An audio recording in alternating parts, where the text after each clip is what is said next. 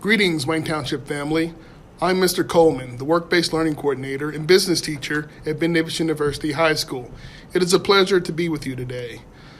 A little bit about myself I enjoy sharing whenever I have the opportunity to speak about my roots is that I am a product of the MSD of Wayne Township via Indianapolis Public Schools as a direct result of a desegregation order mandated in the city of Indianapolis in the late 70s.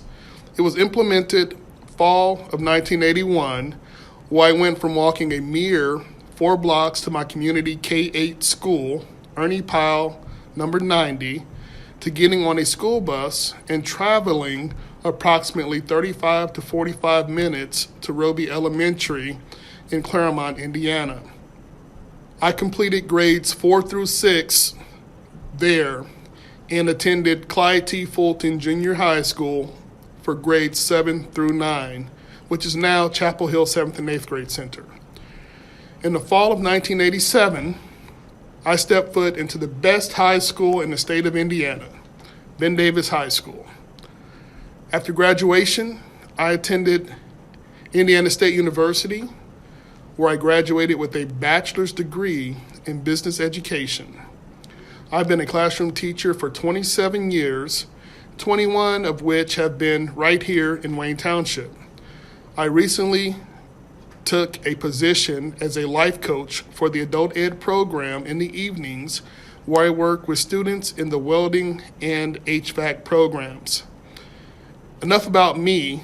I want to speak with you about a person that I have the opportunity to meet in my youth as a member of the Boys and Girls Club and as a student worker for the 1987 Pan American Games hosted in downtown Indianapolis. It wasn't until recently that I realized the contributions this lady made for the betterment of people of color and women. Who is she, you ask? Wilma Rudolph. I will read this biography from Arlisha R. Norwood. Despite being told as a child she would never walk again, Wilma Rudolph relentlessly pursued her dreams, becoming an international track and field star. At the height of her career, the fastest woman in the world used her platform to shed light on social issues. Wilma Glodine Rudolph was born on June 23, 1940, in St. Bethlehem, Tennessee. As one of 22 children, she was constantly surrounded by support and care, which she needed given her poor health. Rudolph survived bouts of polio and scarlet fever. Her illness forced her to wear a brace on her leg. Rudolph's diagnosis was very bleak. She quotes, "My doctor told me I would never walk again. My mother told me I would. I believed my mother." Together, Rudolph's parents and siblings took turns taking care of her. They would often remove her leg brace and massage her injured leg. At the age of 6, Rudolph began to hop on one leg. By 8, she could move around with a leg brace. At the age of 11, Rudolph's mother discovered her playing basketball outside.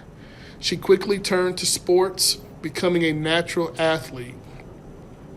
She was nominated as All-American in basketball during high school. However, after a chance meeting with a college coach, she turned to track and field. While still in high school, Rudolph competed on the collegiate level. She competed in the 1956 Olympic Games and won a bronze medal in the 4x100 relay. 4 years later, Rudolph headed to the 1960 Summer Olympics determined to get gold.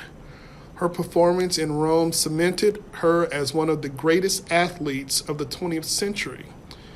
She won 3 gold medals and broke at least 3 world records. Rudolph became the first American woman to win 3 gold medals in track and field at the same time. Her performance also earned her the title of the fastest woman in the world. Returning home Olympic champion, Rudolph refused to attend her homecoming parade if it was not integrated. She won the Associated Press Female Athlete of the Year award in 1961. The following year, Rudolph retired from track and field. She went on to finish her degree at Tennessee State University and began working in education.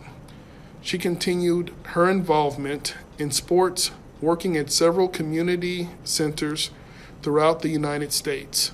She was inducted into the U.S. Olympic Hall of Fame and started an organization to help amateur track and field stars. In 1990, Rudolph became the first woman to receive the National Collegiate Athletic Association's Silver Anniversary Award.